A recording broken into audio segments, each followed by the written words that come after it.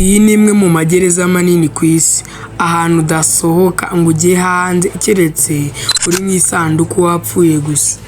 Ese ni ikimenyetso cy'ubutware, igikuta cy'amategeko, cyangwa n'ubundi buryo bwo gutsemba imbaga wishwe nyuma y'icyitwa umutekano? Tukiri aho, niba ari ubwa mbere wisanze kuri ubu bwami bw'ibyegeranyo mu Rwanda, njye ufite inema Yves, banza ukore subscribe kugira ngo uzajye ubana natwe. Reka nze nkuganire gereza ya mbere iteye ubwoba muri iyi si ya rurema, gereza ifungirwamo ibyihebe bikomeye cyane mu gihugu cyitwa El Salvador, igihugu bitiriye umurwa mukuru w'ubwicanyi mu isi. CESOT ni amagambo ahagarariye Centro de Confinamiento del Terrorismo, ikigo cyashinzwe na leta ya El Salvador mu 2022 ngo gihashye imitwe yitwaje intwaro yubatse ku butaka bwa hegitari 236, irimo ubushobozi bwo gufunga cyangwa se kwakira abantu 40,000. Mu 2022 ubutegetsi bwa Nayib Bukele bwatangaje intambara ku makoperative y'iterabwoba nka MS-13 na Barrio 18. Iminsi 30 yahindutse imyaka, abasaga 75,000 batawe muri yombi. Ariko ikibazo ni iki: benshi muri bo nta rubanza bahawe, abandi batazi impamvu bafashwe. Reka tubaganire ku mibereho y'imbeho. Imfungwa zifungwa zambaye ubusa, zicaye ku gatuza, amaguru akubiranye, ifunguro rimwe ku munsi, umuceri n'amashaza, amasaha yose ziri mu bwigunge.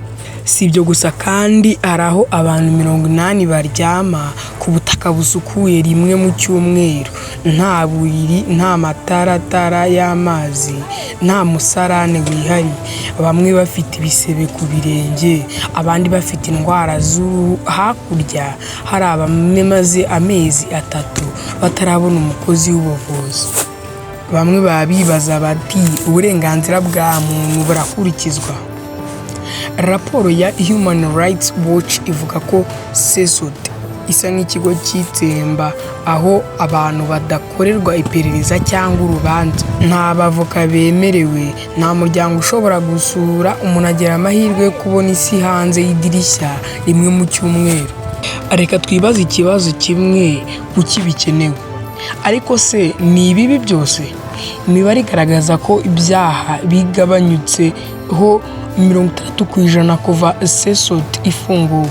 Abaturage benshi bo muri El Salvador bashima ko noneho batinya gutambuka mu mihanda, bavuga ko icyaha cyari cyarabaye uburyo bwo kubaho, noneho barasinzira mu mahoro.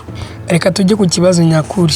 Nyamara mu rugamba rwo kurandura icyaha, twaba twibagiye ko uburenganzira bwa muntu atari ubusabe, ahubwo ari ihame. Tuba turi kurengera abaturage cyangwa turi kubatera ubwoba? Kilmer Abrego Garcia, umunyamerika ukomoka muri El Salvador, yoherezwa mu buryo bugayitse muri CESOT mu kwezi kwa Werurwe 2025 nyuma yo kwitiranyirwa n'abagizi ba nabi. Yatangaje mu rukiko rw'i Maryland ko yahohotewe, yagizwe mu maboko, aryozwa gufasha abantu binjirira. Ubutegetsi bwa Bukele burabihakana, buriha amashusho n'amafoto ushobora ameze neza kandi ameze ku buryo bugaragara ko ahagaze neza. Ibi byatumye habaho impaka zikomeye mu muryango mpuzamahanga ku birebana n'uburyo bwo kohereza abimuriye muri Afurika. Dore imiterere n'igitabo cya CESOT. Yubatse mu 2022 nk'uko twabivuze haruguru, ku butaka bwa hegitari 236. Ifite ibyumba bifite bank enye kuri 5 ebyiri. Ubusanzwe buticuruza kugezwa ku bantu cyangwa se bwakira kugeza ku bantu 35 kugeza ku 150 hakurikijwe raporo z'ubuhamya. Ifite surveillance 24/7, amatara adacika, amazi mu nzu, ubwiherero bumwe bugabiramo n'abantu benshi, utubati dukomeye, nta mpapuro, n'imbuga yo kwimenyereza umubiri mu nzu gusa. Dore imibereho mibi ya buri munsi. Ifungirwa amasaha 23 n'ibice 5 ku munsi. Abari hanze bafite iminota 30 yo gukora imyitozo rusange cyangwa gusoma Bibiliya mu nzu yafungiwemo. Bishatse kuvuga ngo bano bantu babona byibura iminota 30 ya buri munsi yo kuruhuka yonyine. Ifungishwa mu bantu benshi cyane mu cyumba kimwe, aho buri mufungwa abona hafi ya 0.6 metero, mu gihe amabwiriza mpuzamahanga asaba nibura 3.4. Ifunguro ryo gutinda: umuceri, ibishyimbo, amagi cyangwa pasta, nta nyama, nta n'ibikoresho byo kurya. Imyirondoro y'ihonyorwa n'imibare.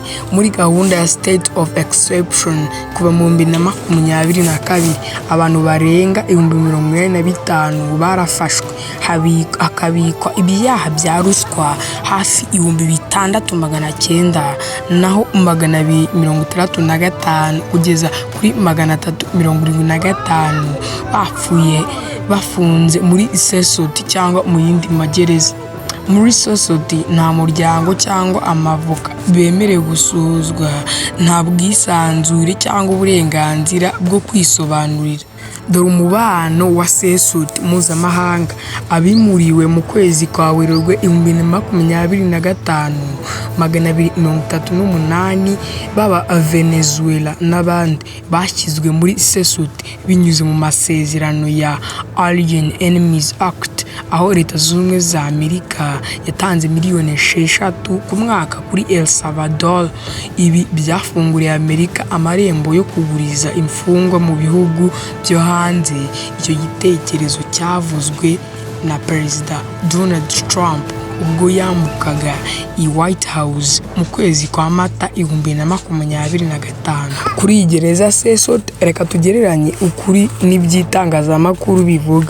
Ubushakashatsi n'amashyirahamwe nka Human Rights Watch, Amnesty n'ibitangazamakuru byemeza ko nta kirego cy'ukuri gihari kubera ko uruhombo rw'imikoranire, ubwirinzi bukabije no kubuza abawugenzura amahirwe menshi. Igipolisi n'igihugu bavuga ko nta muntu wapfuye muri Sesoti, kandi imibare yisanze mu bikorwa byo mu bigo ifite inyandiko zigaragaza ko nta kizatuma umuntu apfa bitoroshye.